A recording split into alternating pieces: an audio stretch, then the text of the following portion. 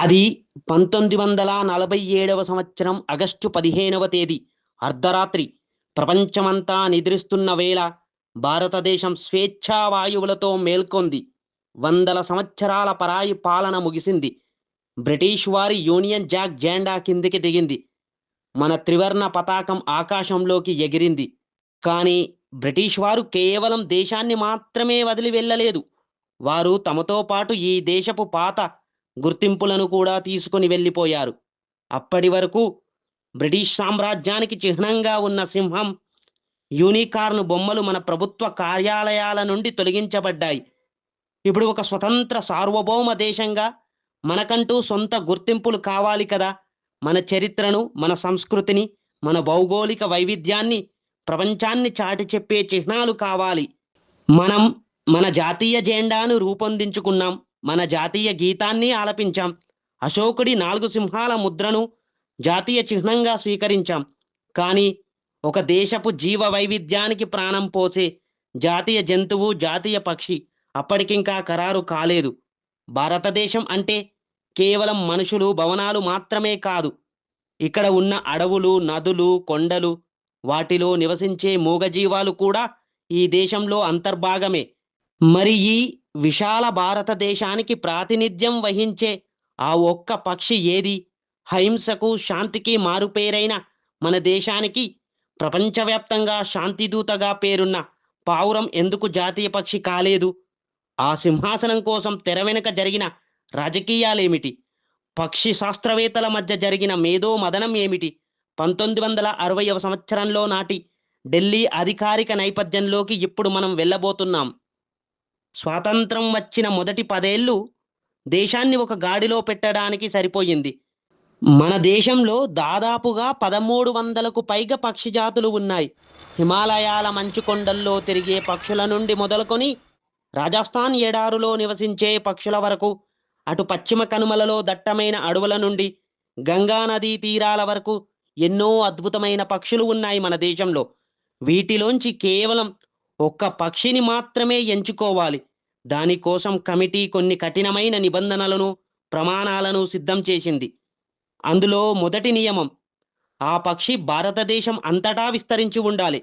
ఏదో ఒక రాష్ట్రానికో లేకపోతే ప్రాంతానికో పరిమితం కాకూడదు.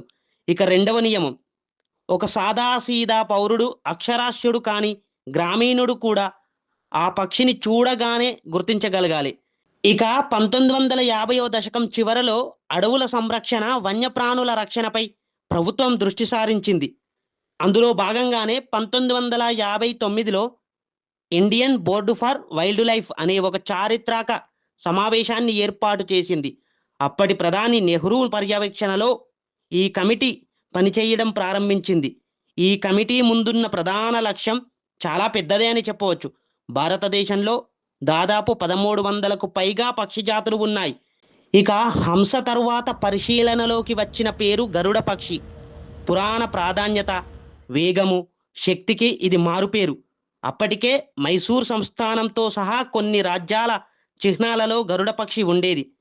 కానీ గరుడ పక్షి అనేది ఒక వేట పక్షి. అది ఇతర జీవులను వేటాడి తింటుంది. అప్పుడప్పుడే అహింసా సిద్ధాంతంతో ఎదుగుతున్న భారతదేశానికి ఒక క్రూరమైన వేట పక్షి జాతీయ చిహ్నంగా ఉండడం బాగుండదని కమిటీ భావించింది. ఇక అందరూ బలంగా ఆశించిన పేరు పావురం. 1954లో భారతదేశం చైనాతో కలిసి పంచశిలా ఒప్పందం చేసుకుంది. ప్రపంచ దేశాల మధ్య శాంతిని నెలకొల్పడమే మన విదేశాంగ విధానం.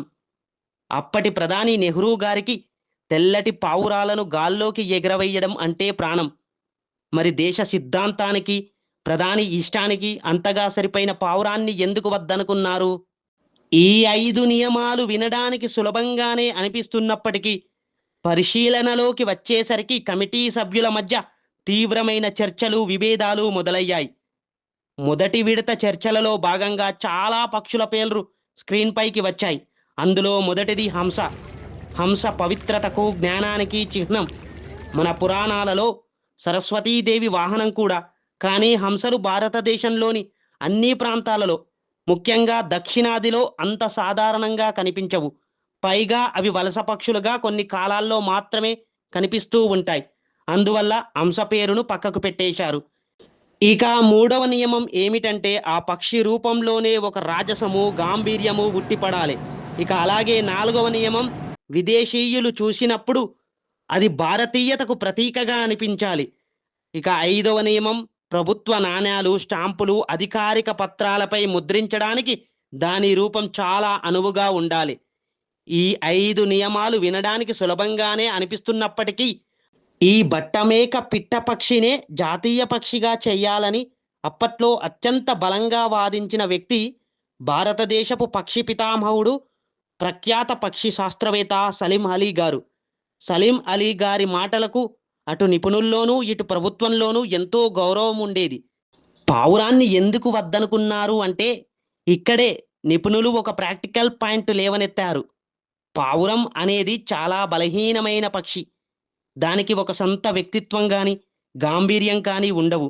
అన్నింటికంటే ముఖ్యంగా పావురాలు ప్రపంచంలోని ప్రతి దేశంలోనూ, ప్రతి మురికివాడలోనూ, ప్రతి బిల్డింగ్ పైన కనిపిస్తూ ఉంటాయి. ఒక దేశానికి జాతీయ పక్షి హోదా అవ్వాలి అంటే దానికి ఒక ప్రత్యేకత ఉండాలి. పావురాన్ని జాతీయ పక్షిగా ప్రకటిస్తే అంతర్జాతీయ వేదికలపై భారతదేశానికి ఒక ప్రత్యేక గుర్తింపు రాదని నిపుణులు వాదించారు. దాంతో పావురం జాతీయ పక్షి రేసు నుంచి తప్పుకోవాల్సి వచ్చింది. పావురం రేసు నుంచి తప్పుకున్నాక ఒక సరికొత్త పక్షి పేరు తెరపైకి వచ్చింది. ఆ పక్షి పేరే గ్రేట్ ఇండియన్ బాస్టార్డ్. తెలుగులో దీన్ని బట్టమేక పిట్ట అని పిలుస్తారు. ఈ బట్టమేక పిట్ట వైపే ఎందుకు మొగ్గు చూపారంటే బట్టమేక పిట్ట చాలా పెద్ద పక్షి. దాదాపు 1 మీటర్ కంటే ఎక్కువ ఎత్తు ఉంటుంది. ఆస్ట్రిచ్ లాగా గంభీరంగా నడుస్తుంది. ఇది కేవలం భారత ఉపఖండంలో, ముఖ్యంగా మన దేశంలోని పొడి గడ్డి భూములలో మాత్రమే జీవిస్తుంది. దీన్ని జాతీయ పక్షిగా ప్రకటిస్తే అంతర్జాతీయంగా భారతదేశ వైవిధ్యానికి ఒక అరుదైన గుర్తింపు లభిస్తుందని, అలాగే అంతరించిపోతున్న ఈ పక్షి జాతిని మనం రక్షించుకోవడానికి చట్టపరమైన రక్షణ లభిస్తుందని సలీం అలీ గారు భావించారు. సలీం అలీ గారి ప్రతిపాదనను కమిటీ దాదాపు ఓకే చెప్పేసింది. రికార్డుల్లో కూడా దీని పేరే మొదటి స్థానంలో నిలిచింది. ఇక అధికారిక ప్రకటన రావడమే ఆలస్యం అనుకుంటున్న సమయంలో ఒక విచిత్రమైన ఊహించని సమస్య వచ్చి పడింది. అది ఏమిటంటే ఆ కాలంలో ప్రభుత్వ పనులన్నీ ఇంగ్లీష్లోనే కదా జరిగేవి. అప్పుడు కొంతమంది బ్యూరోక్రాట్లు, అధికారులు ఒక తీవ్రమైన అభ్యంతరాన్ని లేవనెత్తారు. బాస్టార్డ్ అనే పదాన్ని తప్పుగా పలికినా లేదా టైపింగ్లో ఒక్క అక్షరం యూకి బదులుగా ఏ అని మారినప్పటికీ కూడా అది ఇంగ్లీష్లో అత్యంత ఘోరమైన బూతు పదంగా మారిపోతుంది. కాబట్టి ప్రభుత్వ అధికారిక పత్రాలలో, అంతర్జాతీయ ఒప్పందాలలో, విదేశీ రాయబారుల ముందు ఈ పేరును వాడినప్పుడు చిన్న స్పెల్లింగ్ మిస్టేక్ జరిగినా దేశ ప్రతిష్ట అంతర్జాతీయంగా మసకబారుతుందని అధికారులు ఆందోళన వ్యక్తం చేశారు. పార్లమెంటులో కూడా దీనిపై చర్చలు జరిగితే నవ్వులపాలు కావలసి వస్తుందని భయపడ్డారు. సలీం అలీ గారు ఎంత నచ్చజెప్పాలని చూసినా ఆ స్పెల్లింగ్ మిస్టేక్ భయం ముందు ఆయన వాదన నిలబడలేకపోయింది. అలా కేవలం పేరులో ఉన్న ఒక చిన్న అక్షర దోషం వచ్చే అవకాశం ఉందనే భయంతో, ఆ కారణంతో జాతీయ పక్షి అయ్యే సువర్ణ అవకాశాన్ని బట్టమేక పిట్ట పక్షి కోల్పోయింది. బట్టమేక పిట్ట రేసు నుంచి తప్పుకున్నాక ఇక మిగిలింది ఒక్కటే, అదే మన నెమలి. నిజానికి నెమలి మొదటి నుండి రేసులో ఉన్నప్పటికీ సలీం అలీ గారు బాస్టర్డ్ పక్షిని రక్షించడం కోసం దానిని ఎక్కువ సపోర్ట్ చేస్తూ వచ్చారు. కానీ ఎప్పుడైతే ఆ పేరు పక్కకు వెళ్ళిందో నెమలికి తిరుగులేని మద్దతు లభించింది. ఎందుకంటే కమిటీ పెట్టిన 5 నియమాలకు నెమలి 100కు 1000% సరిపోయింది.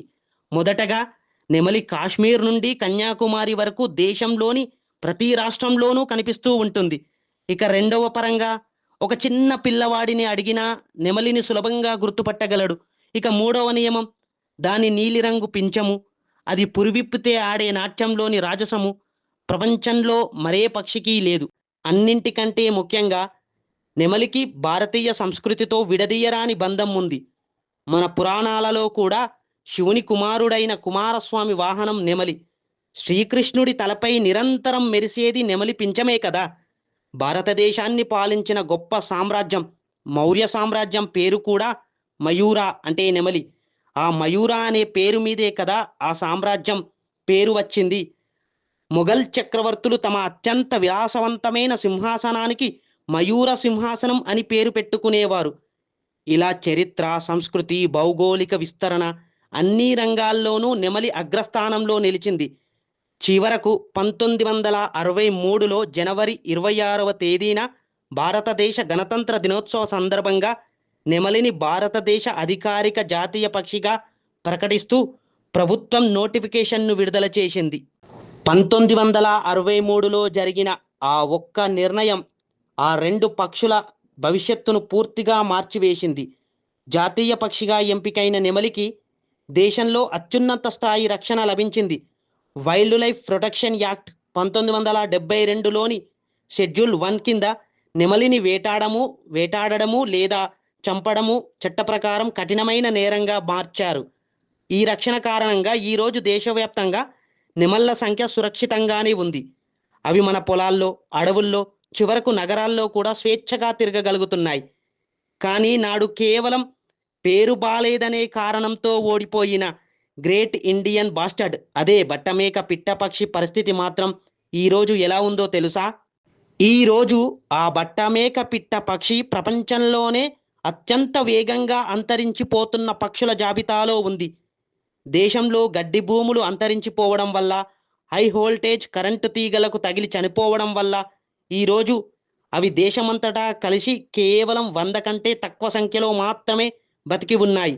ఒకవేళ నాడు సలీం అలీ గారి మాట విని దానికి గనక జాతీయ పక్షి హోదా వచ్చి ఉంటే ప్రభుత్వం దాని మీద సంరక్షణ కోసం ప్రత్యేక ప్రాజెక్టులు చేపట్టి ఉండేదేమో. బహుశా ఈరోజు ఆ పక్షి పరిస్థితి ఇంత దయనీయంగా ఉండేది కాదేమో.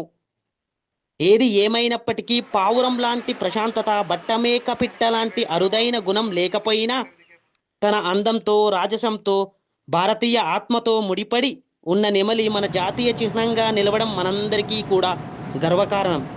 ఎందుకంటే నెమలి కేవలం ఒక పక్షి కాదు, అది భారతదేశ వైభవానికి నిలువెత్తు రూపం. జై హింద్.